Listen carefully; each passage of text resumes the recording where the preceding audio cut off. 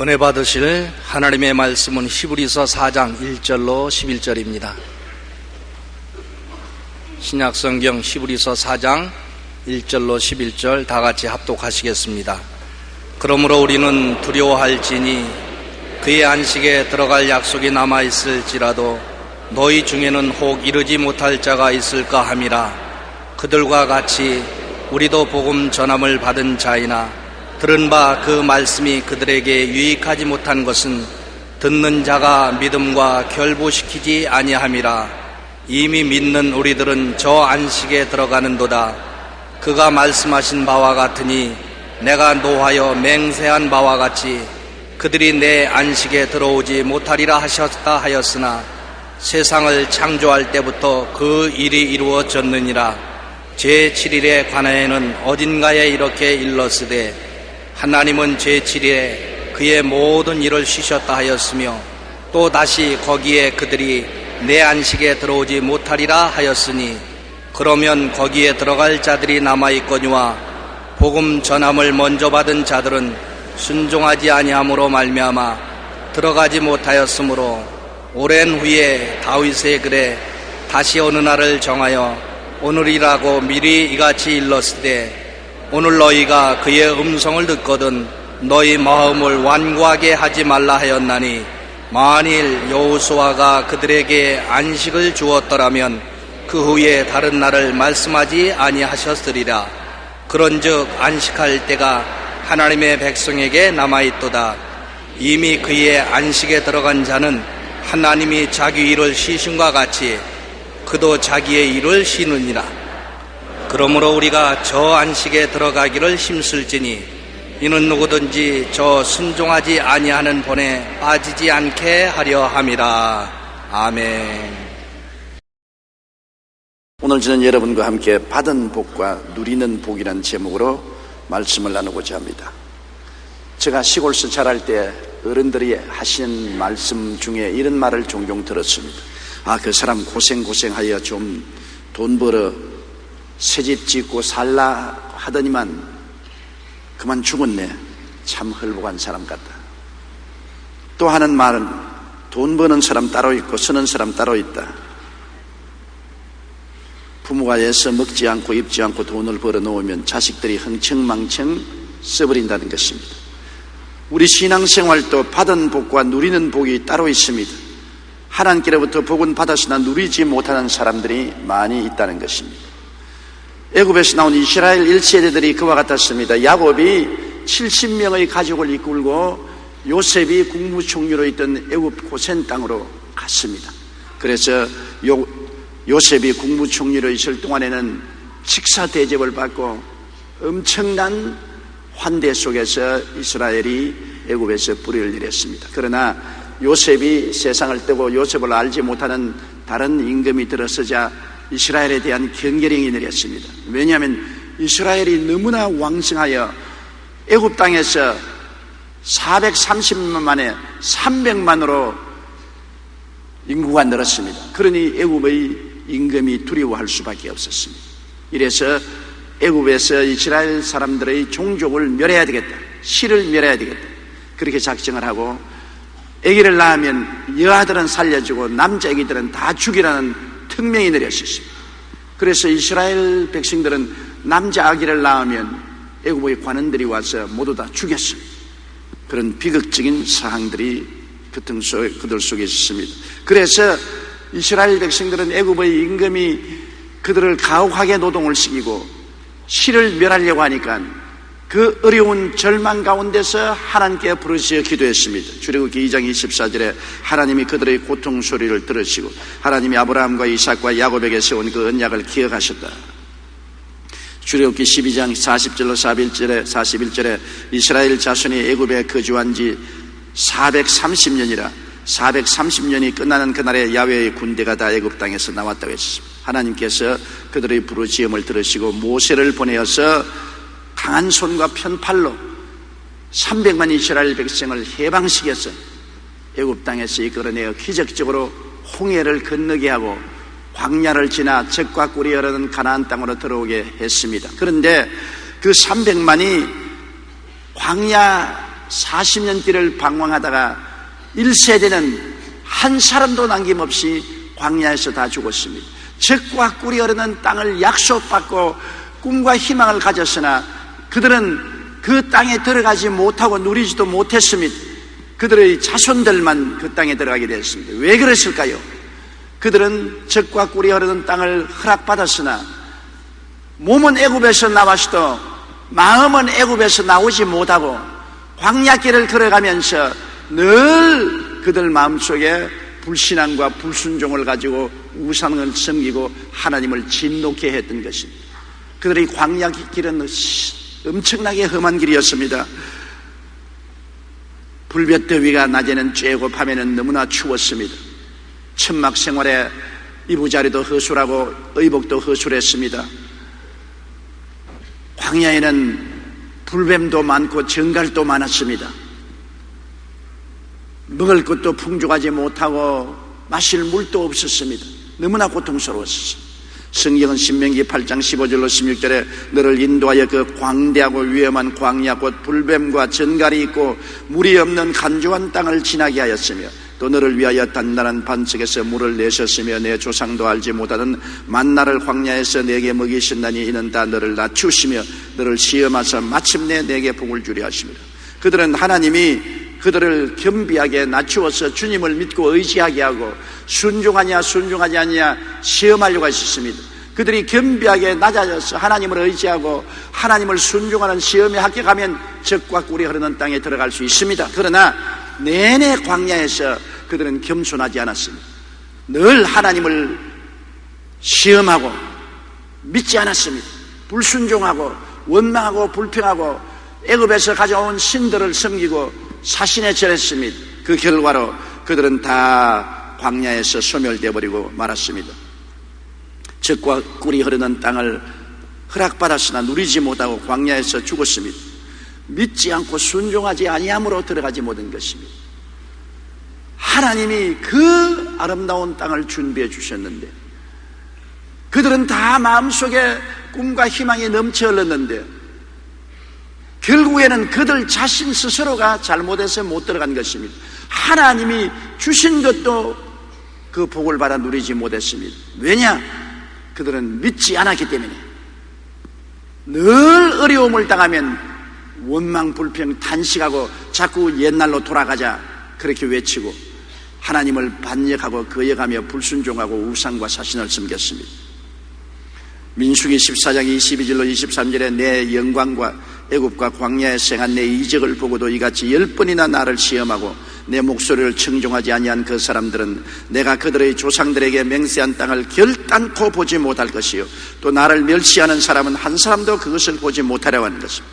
하나님의 이적을 믿지 아니하고 하나님을 멸시한 그들은 하나님께 버림을 당하고 오직 하나님을 순종한 요수아와 갈렙을 따라서 그 후손들은 젖과 꿀이 흐르는 땅에 들어간 것입니다. 이스라엘 300만 백성들 애굽에서 나왔으나 살아서 들어간 사람은 그 세대 중에는 하나님을 믿고 순종한 요수아와 갈렙 두 사람밖에 없었습니다.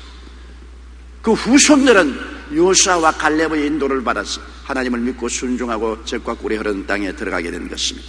신명기 1장 39절에 너희가 사로잡히리라 하던 너희의 아이들과 당시의 선악을 분별하지 못하던 너희 자녀들도 그리로 들어갈 것이라 내가 그 땅을 그들에게 주어 산업이 되게 하리라고 말씀하신 것입니다. 오늘 우리는 이것이 우리에게 큰 교훈이 된다는 것을 알아야 되는 것입니다. 예수님의 십자가 대속의 복도 모든 사람에게 은혜의 선물로 값없이 주셨습니다. 하나님이 세상을 이처럼 사랑하사 독생자를 주셨으니 누구든지 저를 믿으면 멸망하지 않고 영생을 얻으라 하는 것입니다.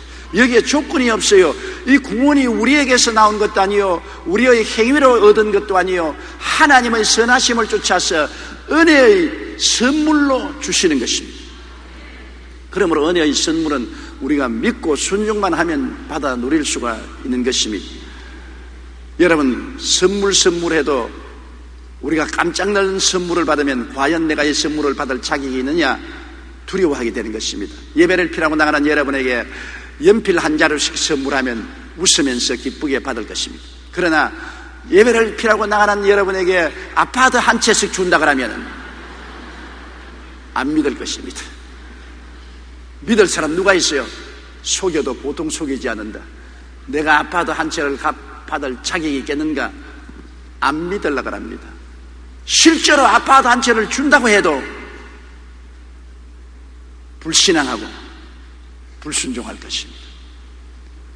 그런데 우리 하나님께서는 아파도 한 채가 아닌 것입니다. 엄청난 축복을 우리에게 값없이 은혜의 선물로 주신다고 하니까 사람들이 고개를 갸우뚱하고 정말 그럴까? 그렇게 생각하는 것입니다. 우리가 예수님의 십자가의 복을 생각해 봐야 되는 것입니다. 예수님은 십자가를 통하여 우리에게 5가지의 넘치는 복을 주셨습니다. 아무런 대가 없이 우리의 행위의 조건이 붙지 않은 복인 것입니다. 우리를 일생을 지은 죄에서 해방시켜 주시고 용서해 주시고 의롭다 하는 자격을 주시고 하나님 영광을 값없이 주시겠다. 심상하게 들립니다. 가슴에 찡 닿아오지 않습니다. 도대체 어떻게 되었기에 아무 조건 없이 죄를 용서하여 주시고 의롭지 못한 나를 하나님처럼 의롭다고 하시고 영광을 주시겠다. 심상하게 들리는 것입니다. 그러나 이것이 진짜인 것입니다. 십자가를 통하여 하나님이 은혜의 선물로 주신 것입니다. 그리고 우리가 세상과 마귀를 따라 살았는데 우리에게 느닷없이 예수님을 통해서 거룩하다고 말씀하시고 성령을 선물로 주시겠다고 하는 것입니다. 내가 어떻게 거룩하냐? 생각이 거룩하지 못하고 말이 행동이 거룩하지 못한 세속된 인간에게 나를 거룩하다고 하시고 나에게 성령을 선물로 주신다. 거룩한 사람만이 받을 수 있는 성령을 선물로 주신다. 그 정말일까? 그 있을 수가 있는가? 그리고 조건 없이 병든 사람을 고쳐주시고 건강하게 해주시겠다. 하나님이 믿기만 하면 건강과 치료를 허락해 주시겠다. 넘치는 은혜인 것입니다. 그 다음엔 누구든지 오면은 아담으로부터 상속받은 저주를 제하여 주겠다. 우리의 생활에 가시와 은극기를 제하여 주겠다. 내 가시밭 인생길을 정하여 주시고 우리가 축복의 발걸음을 걸어가게 만들어 주시겠다. 조건 없다. 행위로 말미암아 된 것 아니다. 믿음으로 조건 없이 예수님의 십자가를 통하여 축복의 길을 허락해 주겠다. 가시밭길에서 나와서 축복의 길로 들어서게 해주겠다. 이야, 그거 정말 엄청난 소식인데 그럴 수 있을까? 또 거기에다가 우리가 죽었다가 그리스도와 함께 부활하사 성천에서 하늘에 현존할 수 없는 영혼이 있을 곳을 주시겠다. 들으면 들을수록 너무나 기가 차서 도저히 상상을 초월합니다. 어찌 이런 일이 있을까? 이 세상에 공짜가 어디 있느냐? 모두 다 대가를 지불해야만 얻을 수 있는데 이런 공짜를 하나님이 주시겠다고 하니까 의안이 벙벙하고 정신이 나간 사람처럼 되는 것입니다. 그러나 우리 주님을 통해서 하나님이 주신 은혜가 넘쳐서 진실로 젖과 꿀이 흐르는 축복을 주신 것입니다. 용서와 의와 영광도 주시고 거룩함과 성령 충만도 주시고 치료와 건강도 주시고 아브라함의 복과 형통도 주시고 부활 영생 하늘에 영원히 있을 곳을 하나님이 값없이 주신다. 그래서 그리스도의 십자가를 통해서 우리는 어떠한 사람이 되느냐? 영혼이 잘되고 범사에 잘되며 강건하고 생명을 얻되 풍성히 얻는 사람이 된다. 정신이 멍멍합니다. 이 세상에 하나님은 우리에게 새로운 지위를 주셔서 이제는 택한 사람으로 특별한 삶을 살게 해주시고 왕같은 제상으로 삼아서 왕으로서의 마귀와 흑암의 권세를 다 짓밟고 내어 쫓고 제상으로서 하나님이 특별히 명하사 하나님 가까이 와서 살고 하나님을 섬길 수 있는 자격을 주시고 거룩한 나라로 만들어서 하나님이 직접 다스리게 해주시고 하나님의 소유된 백성으로 만들어 주어서 하나님 품 안에 살게 만들어 주시겠다. 이와 같은 하나님의 축복은 완전히 은혜의 선물로 우리에게 값없이 주님께 주시겠다고 약속하신 것입니다. 이 복은 모든 믿는 자들에게 값없이 은혜의 선물로 주님이 주신 것입니다.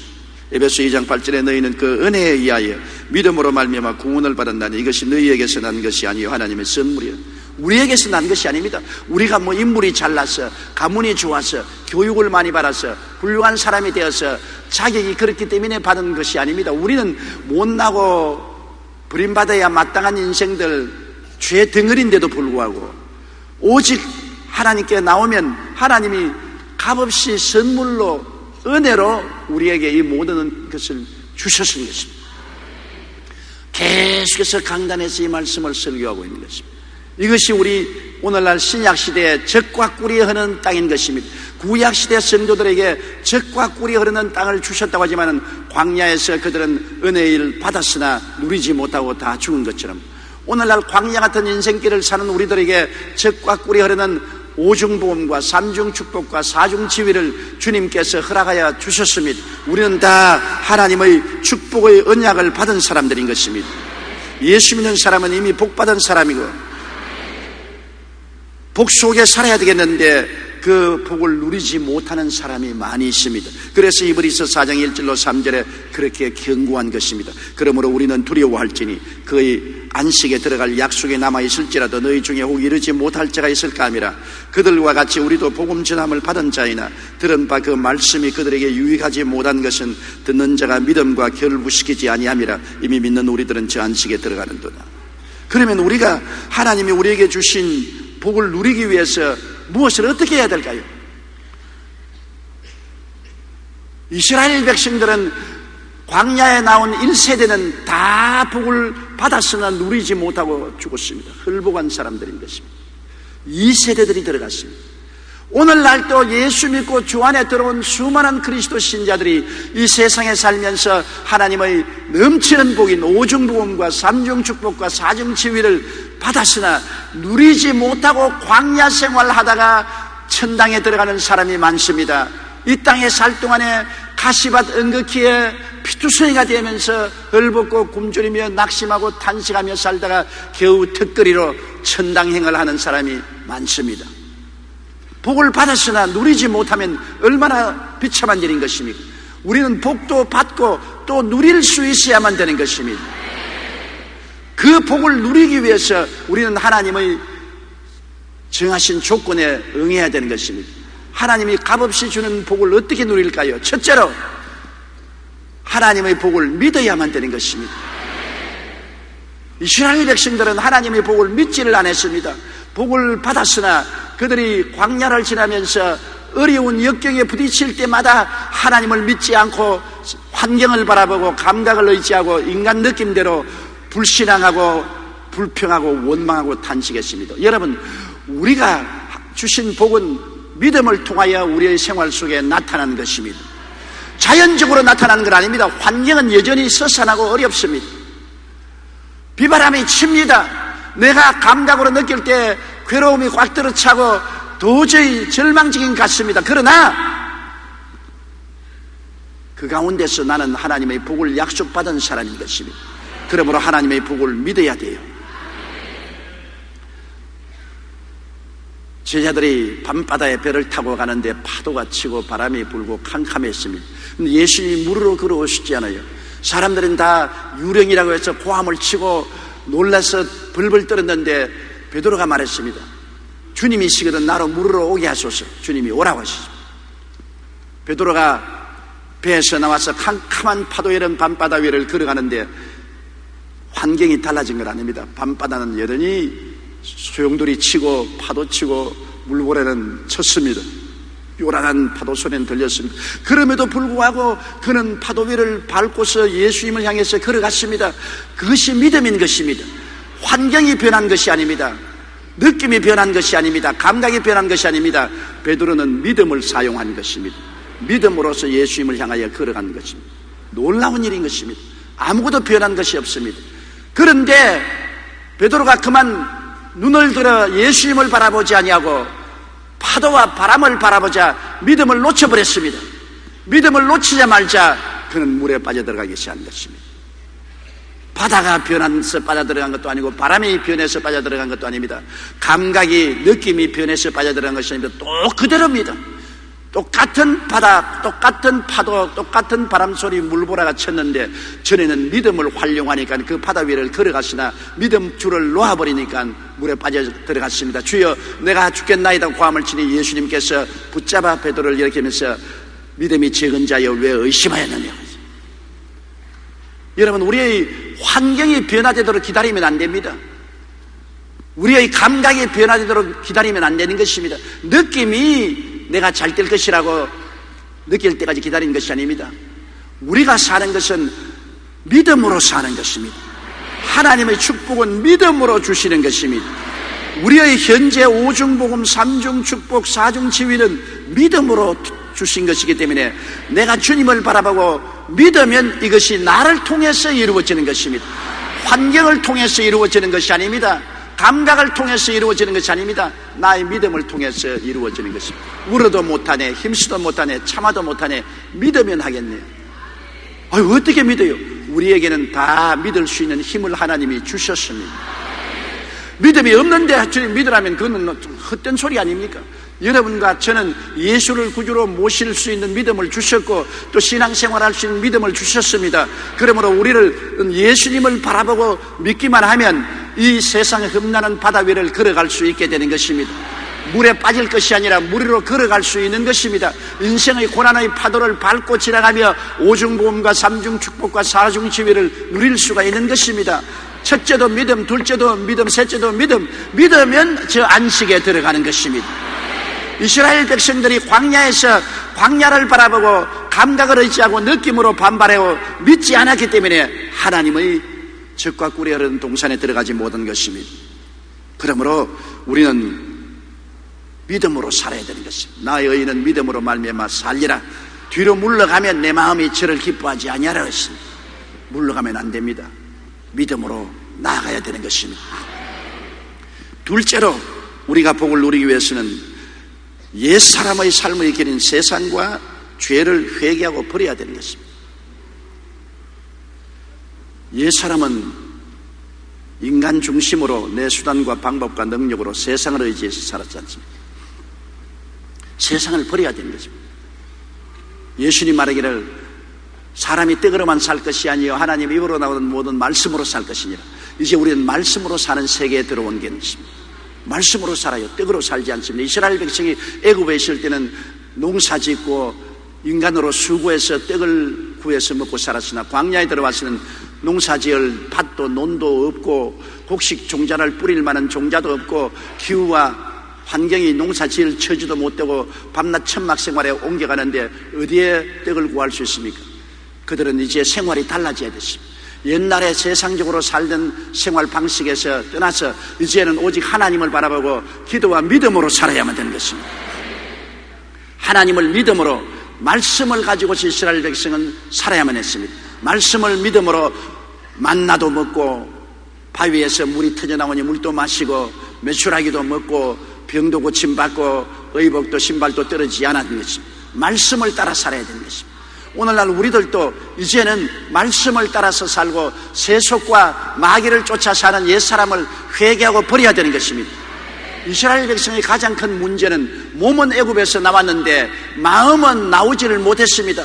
몸은 젖과 꿀이 흐르는 동산을 향하여 걸어가면서 마음은 늘 애굽의 옛생활에 연연하여 애굽의 우상과 사신을 바라보고 애굽의 불순종과 불신앙을 바라보고 살았던 것입니다. 이게 문제인 것입니다. 여호수아 24장 14절에 그러므로 이제는 야훼를 경외하며 온전함과 진실함으로 그를 섬기라. 너희 조상들이 강 저쪽과 애굽에서 섬기던 신들을 치워버리고 야훼만 섬기라. 세상을 섬기지 말고 하나님만 섬기는 삶을 살아야 되는 것입니다. 그 나라와 그 의를 먼저 구하라. 그리하면 이 모든 것을 너희에게 더하시리라. 세상이 사는 방식하고 틀립니다. 세상은 세상과 세상 나라를 먼저 구하지만은 우리가 예수 믿고 난 다음에는 하늘나라와 하나님의 의를 먼저 구하고 하나님을 먼저 섬기고 살면은 그 다음 일은 하나님이 돌보아 주시는 세계 속에 살고 있는 것입니다. 신기한 삶입니다. 이 세상 속에 들어와서 적응하기가 참 어렵습니다. 자꾸 사람들은 이 세상과 세상을 섬기려고 하는 것입니다. 우리는 철저히 세상과 세상을 버려야 되는 것입니다. 세상과 죄를 회개하고 버리고 그 나라와 그 의를 먼저 구하며 살아야 됩니다. 언제나 하늘나라 중심으로 하나님을 먼저 섬기는 그런 삶을 살아야 되는 것입니다. 그래서 하나님과 우리 사이에 어떠한 장벽도 서지 말아야 되는 것입니다. 우리가 하나님께 가까이 가면 갈수록 마음속에 죄가 드러납니다. 베드로가 예수님을 배에 모시고 물고기 잡으러 들어가서 그물을 던질 때만 하더라도 예수님에 대해서 아무 죄책도 느끼지 않았습니다. 그러나 예수님이 깊은데 그물을 던져 고기를 잡으라 했어요. 깊은데 그물을 던져 고기가 너무 많이 잡혀서 그물이 찢어지니까 하나님이시구나. 그러자 베드로가 제일 먼저 느낀 것이 뭡니까? 죄책입니다. 나는 죄인입니다. 나를 떠나소서. 어두운 데 있을 때는 내 옷이 더러운지 깨끗한지 몰라요. 옷에 온갖 더러운 것이 다 묻어 있어도 알지 못하지만 햇빛이 비쳐서 들어오면 얼마나 옷이 더러운 것을 알게 되면 부끄러워서 그 옷을 입고 밖에 나가지를 못합니다. 우리가 하나님께 가까이 나가면 나갈수록 우리의 죄성이 드러납니다. 하나님이 우리 속에 오면 올수록 나는 죄인이라는 것을 느끼게 되고 주님 앞에 엎드리게 되는 것입니다. 도널드 휘트니가 쓴 당신의 영적 건강을 진단하라는 책에 보면 죄에 대해 조나단 에드워드가 한 고백이 나와 있습니다. 1725년 당시 23세였던 조나단 에드워드는 교회의 목사였던 할아버지를 돕기 위해 떠나면서 이렇게 고백했습니다. 요즘 나는 과거 내가 회심하기 전의 그 어느 때보다 내 자신의 사악함과 마음의 악함을 뼈저리게 느끼고 있다. 내 마음속에 있는 나의 사악함을 볼 때 그것은 마치 지옥보다 더 깊은 나락처럼 보인다. 이에 대해 이 책의 저자인 휘트니는 우리가 죄에 대하여 더욱더 예민해진다는 것은 성장의 표시로 우리가 몇 년 전보다 훨씬 더 영적인 발전을 이루었다는 증거라고 말하고 있는 것입니다. 처음 예수 믿고 나올 때 내가 무슨 죄가 있냐? 왜 내가 회개해야 되느냐? 그렇게 말하는 사람도 교회에 나와서 은혜 받고 성령이 가까이 오면 얼마나 죄가 많고 사악한 것을 느끼게 되고 통회하고 잡아오게 되는 것입니다. 하나님 은혜 받기 전에는 너나 나나 똑같이 내가 무슨 죄가 있냐? 그렇게 보통 말합니다. 그러나 하나님 은혜가 오면은 제일 먼저 드러나는 것이 죄가 드러나는 것입니다. 하나님, 나는 죄인입니다. 죽을 죄를 지었습니다. 이 추악한 죄인을 주님께서 불쌍히 보아주시옵소서. 은혜가 오면 올수록 죄성이 드러나는 것입니다. 은혜를 받기 전에는 금방 지고 당당하게 행동했지만은 은혜를 받을수록 죄가 많다는 것을 깨닫고 깨어지고 회개하고 하나님 앞에 엎드리게 되는 것입니다. 19세기의 성경학자 토마스 버나드는 죄의식이란 하나님을 가까이 하는 것에 정비례한다고 말한 것입니다. 참된 성도는 하나님을 더 많이 사랑하면 할수록 죄에 대해 더 많이 애통하게 된다고 말했습니다. 이스라엘 출애굽 1세들은 애굽에서 몸은 나왔으나 마음은 나오지 못해 결국 받은 복을 누리지 못했습니다. 우리가 하나님께 주신 복을 누리기 위해서는 진정으로 마음 가운데 세상과 죄를 회개하고 버려야만 되는 것입니다. 하나님을 가까이 모셔야만 되는 것입니다. 셋째로는 우리가 철저히 하나님을 섬기는 삶을 살아야 되는 것입니다. 여러분, 우리는 누구를 섬기든지 섬기도록 지어받았어요. 아담과 하와는 에덴에서 지음받았을 때 하나님을 섬기라고 지음을 받았습니다. 사람은 그릇이라고 말하고 너희는 성전이라고 말하는데 그릇은 자체의 목적이 있지 않습니다. 그릇은 무엇을 담아놓기 위한 그릇인 것입니다. 그릇에 밥을 담아놓을 수도 있고 배설물을 담아놓을 수도 있는 것입니다. 성전에 하나님 성령이 거하실 수도 있고 귀신이 와 있을 수도 있는 것입니다. 스스로 그릇은 존재할 목적이 없습니다. 담아놓기 위해서 있는 것이고 성전도 그 속에 섬기는 신이 와 있는 것이 성전이지 그냥 그대로 자체적 성전은 목적이 없는 것입니다. 사람은 그릇이요 성전인 것입니다. 우리 속에 하나님이 담겨 있든지 마귀가 담겨 있든지 우리 속에 성령께서 임하여 있든지 귀신이 임하여 있든지 둘 중에 하나인 것입니다. 스스로 존재하는 자는 없습니다. 아담과 하와가 하나님을 섬길 때는 에덴에 있었으나 하나님을 버리고 나왔을 때는 마귀를 섬기게 되는 것입니다. 에덴에 있을 때는 하나님이 그들 속에 있었으나 나올 때는 마귀가 그들 속에 있었습니다. 에덴에 있을 때는 하나님의 성전이었으나 나왔을 때는 마귀의 거하는 전이 되고 마는 것입니다. 하나님과 우상을 겸하여 섬길 수가 없습니다. 이스라엘 백성은 애굽에서 나와서 광야를 지나는 동안에 하나님을 섬기면서 따라가야 되겠는데, 하나님을 따라가면서 그들의 마음에는 애굽의 우상과 사신을 그대로 가지고 행동했습니다. 절대로 비빔밥 신앙은 안 됩니다. 하나님은 하나님, 사신이면 사신입니다. 하나님이 제일 의미 명하신 것은 내 앞에 다른 신을 두지 말라, 우상에 절하지 말라는 것입니다. 우상과 사신은 하나님이 절대로 미워하십니다. 우상과 사신을 하나님이 절대로 안 줍니다. 제가 일본에 가서 전도하면서 크게 어려움을 겪은 것은 일본 사람들이 너무나 우상과 사신을 섬긴다는 것입니다. 일본에 심히 우상과 사신이 600만 개나 있습니다. 어느 곳에 가나 우상과 사신 천지입니다. 그러기 때문에 하나님은 우상과 사신에 몸서리 치는 것입니다. 그래도 우리나라는 우상과 사신이 일본만치 많지는 않습니다. 우상과 사신의 나라는 하나님이 축복할 수가 없는 것입니다. 이스라엘 백성이 애굽에서 몸은 남았어도 마음은 역시 애굽의 우상과 사신을 갖고 남았기 때문에 하나님이 이스라엘 백성들을 축복할 수가 없었던 것입니다. 출애굽기 20장 5절 6절에 나 내 하나님 야훼는 질투하는 하나님인즉 나를 미워하는 자의 죄를 갚되 아버지로부터 아들에게 3, 4대까지 이르게 하거니와 나를 사랑하고 내 계명을 지키는 자에게는 1000대까지 은혜를 베푼다.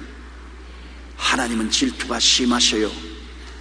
하나님은 절대로 하나님 이외에 다른 신을 용납하지 않아요. 하나님 이외에 다른 우상에 절하는 사람과 하나님은 동행하지 않아요. 아무리 하나님이 축복을 주셨다고 할지라도 축복을 누리지 못하는 것은 우상과 사신을 깡그리 버려야만 누릴 수 있는 것입니다.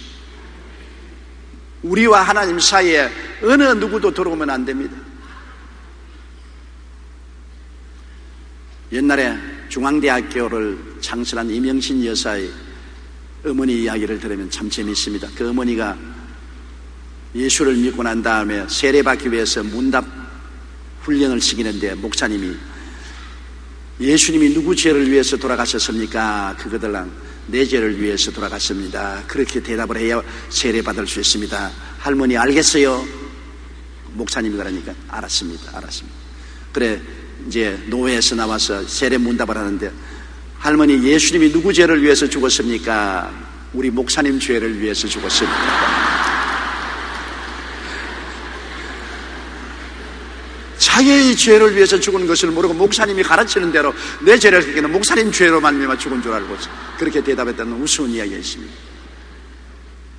그리고 아이고 할머니 예수님을 진실이 잘 믿어야 영생 복락을 얻지요. 그러니까 아이고 나는 이제 다 늙었으니까 죽어도 괜찮고 우리 딸이나 잘 되게 하려고 예수 믿습니다. 그렇게 대답했다는 것입니다. 하나님을 철저히 섬겨야지 여러분, 자기를 섬겨서는 안 되는 것입니다. 나는 복받기 위해서 내 잘되기 위해서 예수 믿겠다. 이것은 철을 안 든 어린아이의 소리와 같은 것입니다. 하나님을 섬기면 하나님 속에서 복이 나오지, 내가 하나님을 이용하려고 나오면 그건 잘못된 동기로 나오기 때문에 안 되는 것이지요. 철없이 예수를 믿는 사람들은 내가 잘되기 위해서, 내가 복받기 위해서, 내가 건강 얻기 위해서 하나님 믿는다고 하는데 이것은 잘못된 동기로 나왔기 때문에 변화를 받아야만 되는 것입니다. 모든 나를 우상으로 삼았으면 안 됩니다. 어떠한 것도 하나님과 내 사이에 있을 수 없으면 내 자신조차도, 내 소원과 욕심도 하나님과 나 사이에 들어와서는 안 됩니다. 오직 하나님만 나의 중심에 들어와야만 되는 것입니다. 철저히 하나님을 섬기는 삶을 살아야 되는 것입니다. 넷째로 새로운 피조물이 된 삶을 깨닫고 그것을 믿고 순종해야 되는 것입니다. 내가 그리스도 안에 있으면 하나님의 은혜로 새로운 피조물이 되었다는 것을 알아야 됩니다. 고린도전서 5장 후서 5장 17절에 누구든지 그리스도 안에 있으면 새로운 피조물이라, 이전 것은 지나갔으니 보라 새 것이 되었도다. 내가 예수 믿기 전에 나는 지나가버리고 예수 믿고 난 다음 나는 새로운 피조물이 되었다. 새로운 인격, 새로운 자화상, 새로운 지위를 얻은 사람이 되었다. 이것을 철저히 깨달아 알아야 되는 것입니다. 자기가 누군지 모르는 사람이 어떻게 복을 누릴 수가 있습니까? 여러분, 새로운 피조물이 된 자기 자신을 알아야 돼요. 나는 예수 그리스도를 바라보고 변화된 것을 알아야 돼요. 어떤 사람이 길거리에 있는 가시 능쿨에 가서 가시에게 물었습니다. 너 장미꽃 능쿨이 되고 싶느냐? 아이고, 내가 어떻게 감히 그런 꿈을 꿀 수 있습니까? 나는 그냥 들에 있는 가시 능쿨이에요. 장미꽃은 꿈꿀 수도 없습니다. 내가 너를 장미꽃 능쿨로 만들어주마. 그래서 그 가시 능쿨을 캤습니다. 캐서 그 사람의 정원에 갖다 심어놓고 난 다음 가위를 가지고 찰싹 잘라서 장미꽃을 줄기를 접붙여 놓았습니다. 그래서 그 보통 가시 능쿨이 생각해를 나를 잘라서 장미꽃 줄기를 내게 접붙여 놓았다고 내게 무슨 변화가 일어날까? 그런데 봄이 오니까 물기가 자기를 통해서 장미꽃 능쿨에 올라가니까 아름다운 장미꽃이 활짝 피었습니다. 아주 너무나 아름다웠어요. 그래서 가시 등굴이 놀랐습니다. 내가 어떻게 장미꽃을 피우느냐? 이거 도대체 어떻게 된 일이냐? 그러니까 주인이 와서 너는 이제 가시 등굴이 아니다. 너에게 접붙인 분은 장미꽃이다. 너는 가시 능쿨이었지만 너를 살뚝 잘라내고 너에게 장미꽃 줄기를 접붙였기 때문에 이제 너에게 피는 것은 장미꽃이 핀다. 너는 달라졌다. 너는 이제 장미꽃 줄기가 된 것이다. 여러분, 우리는 가시 등굴입니다. 가시 등굴 같은 우리를 택하여서 주님, 예수님이 와서 우리에게 접붙임이 되신 것입니다.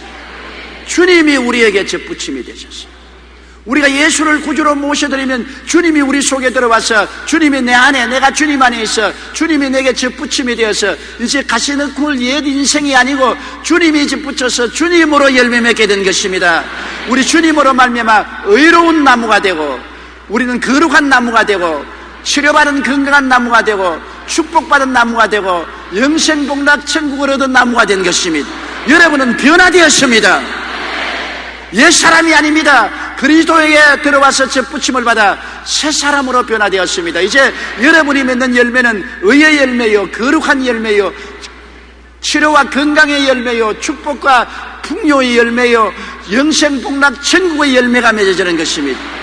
자기가 늘 가시 능쿨이라고 생각하면 안 됩니다. 장미꽃 능쿨이 되었습니다. 내가 어떠한 사람이 된지 알아야 되는 것입니다. 여러분은 옛사람이 아닙니다. 예수님이 접붙임을 받은 사람인 것입니다. 따라 말씀하세요. 나는 옛사람이 아니고 예수님을 모셔드림으로 그리스도가 접붙임을 받아 예수 사람이 되었다. 이제는 예수 사람인 것입니다.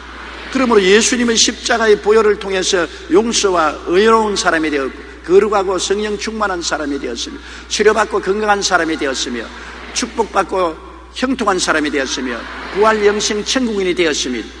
내가 그런 사람이 되었다는 신분을 알게 되면 그 신분을 강하게 붙잡고 강하게 주장해야 되는 것입니다. 그 신분에 일치하지는 옛사람이 오면은 내가 쫓아버려야 되는 것입니다. 너희 옛사람은 물러가라. 나는 새 사람이 되었으니 나에게 해당되지 않는다. 너희 옛사람은 물러가라. 너희 죄는 물러가라. 세상은 물러가라. 질병은 물러가라. 저주는 물러가라. 지옥은 물러가라. 옛사람이 다가오면 물리칠 줄 알아야 되는 것입니다. 내가 새 사람인 것을 알아야 되죠. 내가 예수님께 붙어서 예수 사람이 되었으니 예수 사람은 영혼이 잘되고 범사에 잘되며 강건하고 생명을 얻되 넘치게 얻는 사람이 예수 사람이 된 것입니다. 아담의 옛사람처럼 3대 재앙을 받아 영도 죄로 죽고 생활은 가시와 응극기가 나고 육체는 병들고 죽어 멸망당하는 그러한 사람이 아닙니다. 옛사람은 죄악의 사람, 죽음의 사람, 저주의 사람, 질병의 사람, 멸망의 사람이지만 우리 예수 그리스도에게 접붙임을 받아 그리스도로 말미암아 용서와 의로움을 받은 영혼이 잘된 사람, 축복을 받아 범사에 잘된 사람, 치료받아 강건한 사람이 된 것입니다. 예수 사람은 이제는 하나님의 특별히 택함을 받은 사람이요, 왕이요, 제사장이 된 사람이요, 하나님의 거룩한 나라가 된 사람이요, 하나님의 소유된 백성이 된 사람인 것입니다. 자기의 정체성이 확립되었으니 이 정체성을 확실히 알고 믿고 정체성을 따라 살아야 되는 것입니다. 자기가 누군지를 모르는 사람이 어떻게 성공적인 인생을 삽니까? 여러분, 자다 깨어서도 여러분이 누군지 알아야 됩니다. 내 신분은 어떤 사람이고 내 자화성은 어떻고 나는 어떠한 지위를 가지고 있는 사람이라. 이것은 평생에 여러분이 알고 거기에 굳세게 서서 동요하지 말고 결코 마귀와 타협하지 말아야 되는 것입니다. 그래야 하나님의 복을 누릴 수가 있는 것입니다. 도랑에 심겨진 가시나무처럼 자꾸 나는 도랑에 심어진 가시나무입니다. 도랑에 심어진 가시나무입니다. 그러면 안 돼요. 그 가시나무는 이미 정원에 옮겨서 장미나무에 접붙임을 받았습니다. 이제는 도랑에 있는 가시나무가 아니라 장미꽃 정원에 심어진 장미꽃이요. 장미꽃, 아름다운 꽃을 피우는 것이 된 것처럼 여러분의 인생은 활짝 꽃폈습니다. 종교가 아닙니다. 철학이 아닙니다. 여러분 새로운 피조물이 된 것입니다. 하나님이 여러분을 새롭게 만들어 주었으니 그런 것을 마음속에 확실히 깨달아 알고 자기를 바라보는 눈이 달라지고 믿음을 확고히 서서 입술로 그렇게 고백해야 되는 것입니다. 던킨 창업주 로젠버그의 간증을 들어보면 놀랍습니다. 1912년 보스턴의 한 가난한 집에 태어난 소년이 있었습니다. 그는 어려운 집안 형편 때문에 교육도 제대로 받을 수가 없었습니다. 그러나 소년은 비록 내가 가난하고 공부도 못했지만 하나님을 먼저 섬기고 살겠다고 결심했습니다. 그래서 작은 돈을 벌어 꼬박꼬박 11조를 드리고 철저히 주일날 교회에 나가서 하나님을 섬겼습니다. 그러자 하나님께서 그에게 능력을 부어주셔서 10대에 이미 사업가로서의 차질을 보이기 시작했습니다. 여름에는 얼음을 팔고 공장이나 건설 노동자에게 커피와 샌드위치를 팔아서 제법 돈을 모은 후에 30세에는 점심을 배달하는 모빌 런치 서비스라는 회사를 세웠습니다. 이후에 우리에게도 잘 알려진 던킨 도너츠라는 세계적인 회사를 설립했던 것입니다.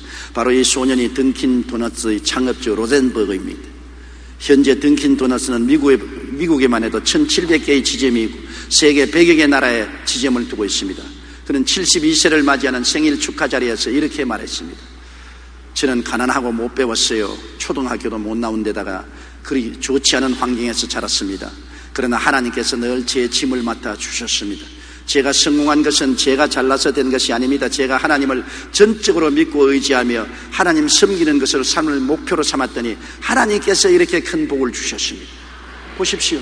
믿고 섬기니까, 믿고 순종하니까 적과 꿀이 흐르는 땅에 들어간 것입니다. 또한 그는 지식이 성공시키는 것이 아니라 삶의 태도가 우리를 성공시킨다고 말했습니다. 믿고 순종하는 태도가 그의 인생을 성공으로 만들어준 것입니다. 가난하고 헐벗고 굶주리고 열악한 환경 가운데서 초등학교도 못 나온 거지만은 그를 성공시킨 것은 지식이 아니고 학벌이 아닙니다. 가문이 아닙니다. 하나님을 믿는 믿음이 그를 순종시킨 것입니다. 왜? 하나님은 십자가를 통해서 우리에게 적과 꿀이 흐르는 동산을 예비해 놓았기 때문에 모두 다 알든지 모르든지 예수 믿으면 이것을 받은 사람들이 된 것입니다. 누리지 못한 사람이 많지만 이 던킨 도너츠를 창설한 이분은 믿고 순종함으로 누렸던 것입니다. 하나님이 주시는 축복은 조건이 없습니다.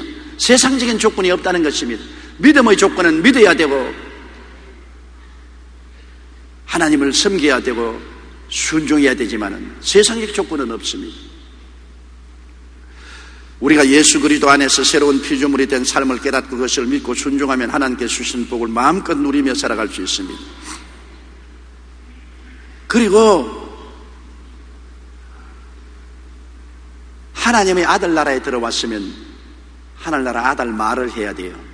하나님께서 우리를 흑암의 권세에서 건져내서 그 사랑의 아들 나라로 옮기셨다고 말한 것입니다. 우리가 일본으로 가 살면 일본 말을 해야 되고 미국으로 이민을 가면 영어를 해야 돼요. 그 나라의 말을 써야 그 나라에서 살 수 있죠. 일본에 가서 내내 한국말하고는 못 살아요. 미국에 가서 늘 한국말하고 못 살아요. 그 나라 말을 해야 돼요. 우리는 세상 나라에 살다가 하나님 아들 나라로 옮겨졌습니다. 하나님의 아들 나라 깃발을 안 흘렀으니까 모르고 있지만 실제로 여러분은 세상에서 옮겨서 하나님 아들 나라로 왔기 때문에 이제는 하나님의 아들 나라를 마음속에 모시고 그 나라 말을 해야 되는 것입니다. 사람은 말을 따라 삽니다. 세상 말을 하면 세상 따라 살고 하늘나라 말을 하면 하늘나라 말을 따라 사는 것입니다. 땅에서 매면 하늘에서 매이고 땅에서 풀면 하늘에서도 풀리는 것은 말로서 매고 푸는 것입니다. 골로새 3장 16절로 17절에 그리스도의 말씀이 너희 속에 풍성히 그하여 모든 지혜로 피차 가르치며 권면하고 시와 찬송과 신령한 노래를 부르며 감사하는 마음으로 하나님을 찬양하고 또 무엇을 하든지 말에나 일에나 다 주 예수의 이름으로 하고 그를 힘입어 하나님 아버지께 감사하라. 말에나 일에나 다 예수 그리스도 안에서 말해야 되는 것입니다. 우리가 성경을 열심히 공부하고 읽는 것은 하늘나라 지식과 하늘나라 말을 배우는 것입니다. 하늘나라 지식으로 우리 마음을 충만히 채우고 하늘나라 말을 해야 되는 것입니다. 하늘나라식으로 말을 해야지 세상식으로 말을 해서는 안 되는 것입니다. 잠언 18장 21절에 죽고 사는 것이 혀의 힘에 달렸나라. 잠언서 6장 1절에 내 입의 말로 내가 얽혔으며 내 입의 말로 인하여 잡히게 되었느니라. 로마서 10장 10절에 사람이 마음으로 믿어 의에 이르고 입으로 시인하여 구원에 이르느니라. 로마서 4장 17절 그가 믿은 바 하나님은 죽은 자를 살리시며 없는 것을 있는 것까지 부르시는 하나님이시라고 말씀한 것입니다. 성공학으로 유명한 나폴레온 힐은 마음은 무엇을 믿든지 그 믿음대로 해낸다고 말했습니다. 마음으로 믿고 입으로 시인하면 그 일이 그대로 이루어진다는 말인 것입니다. 마음을 열어주는 101가지 이야기로 베스트셀러 작가가 된 마크 빅터 한센과 잭 캔필드는 책을 내면서 150만 부 이상 팔릴 것이라고 입술로 계속해서 선포했습니다. 그 결과 이 책은 1년 만에 미국에서만도 150만 부가 팔렸고 그 후로도 오랫동안 뉴욕타임스 베스트셀러 1위를 기록했습니다. 시카고의 이안 그룹 회장 W. 클레멘트 스톤은 매일 아침 직원들을 모아놓고 난 다음에 3가지 말을 하게 했습니다. 나는 오늘 기분 좋다. 나는 오늘 건강하다. 나는 오늘 너무 멋있다. 여러분도 한번 따라 말씀해 주십시오. 나는 오늘 기분 좋다. 나는 오늘 건강하다. 나는 오늘 너무 멋있다. 교회도 아닌 평범한 회사의 회장이 매일 직원들을 데려다 놓고 이 말을 입으로 시인하게 했었습니다. 그는 이 세 문장의 말로 수십만 명의 사원들을 훈련시켜 대그룹으로 성장할 수 있게 했고 경제적으로 큰 성공을 거두었습니다. 당신이 실수할 때라는 책으로 널리 알려진 웨인 다이어 박사 역시 책을 출판하기 오래전부터 동료 교수들에게 나는 베스트셀러 작가가 될 것이라고 말했습니다. 사람들은 그 말을 듣고 비웃었지만 현재 그는 명실공히 5,800만 부의 판매 부수를 기록한 베스트셀러 작가가 되었습니다.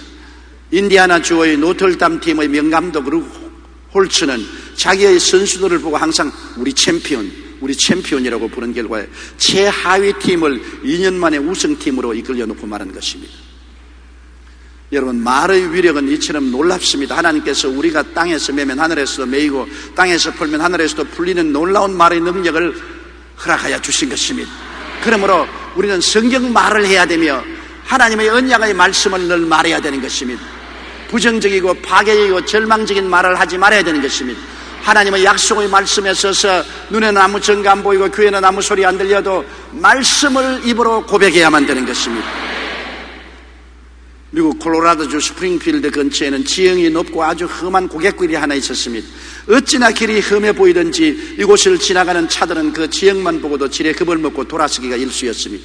이 고갯길은 도시를 잇는 요충지였지만 사람들이 왕래를 끓이는 탓에 나중에는 폐쇄 위기까지 처했습니다.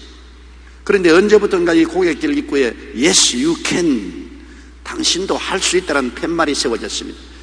고갯길을 지나야 할 운전사들이 이 입구에 다가오면 가장 먼저 그 팻말이 눈에 띄기 때문에 그는 그 팻말을 읽습니다. 운전대를 잡고서 이 고갯길을 갈까 말까 너무나 무서운 낭떠러지를 계속 지나서 가야 되기 때문에 겁이 나서 벌벌 떠는데 그 팻말을 읽습니다. Yes, I can. 그래, 나도 할 수 있다. 나도 할 수 있다. 몇 번만 그것을 읽으면은 그만 운전기사들이 용기와 힘을 얻고 그 차를 이끌어서 그 고갯길을 사고 없이 지나가는데 평탄한 길에서 수없이 사고가 나지만 그때를 이후로 그 고갯길에서 사고가 한 번도 안 났다는 것입니다. 모든 차를 모는 사람들이 그것을 보고 입으로 시인합니다. Yes, I can. 물론 나도 할 수 있다. 나도 할 수 있다. 할 수 있다고 하니까 그 말이 하나님의 능력이 되어서 그들은 고갯길을 평탄하게 건너가서 사고 없게 도달할 수 있는 것입니다. 우리 믿는 자들도 이 땅에서 우리에게 주어진 복을 받아 누리기 위해서는 먼저 새 말을 하고 새 노래를 불러야 합니다.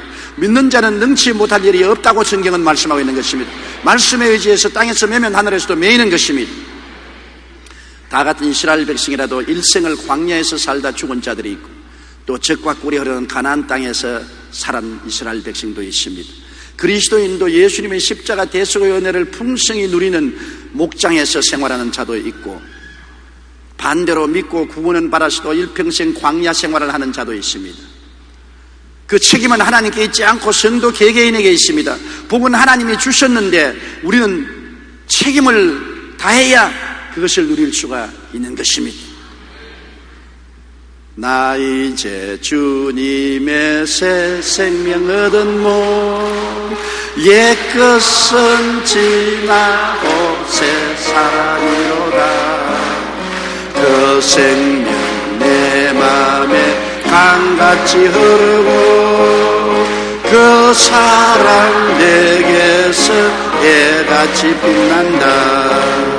영생을 맛보며 주 안에 살리라. 오늘도 내일도 주 안에 살리라. 다 같이 고개 숙여 기도드리겠습니다. 하나님 우리 아버지여, 주님께서 젖과 꿀이 흐르는 땅을 받아주셔도 누리지 못한 이스라엘 백성이 있는 것처럼 오늘날에도 오중복음, 삼중축복, 사중지위를 주셨어도 누리지 못하는 성도들이 너무나 많습니다. 오늘 아버지 하나님, 우리 성도들은 이 젖과 꿀이 흐르는 하나님의 은총과 축복을 다 누리며 신앙생활을 하다가 천당 가게 도와주시옵소서. 예수님 이름으로 기도드리옵나이다. 아멘.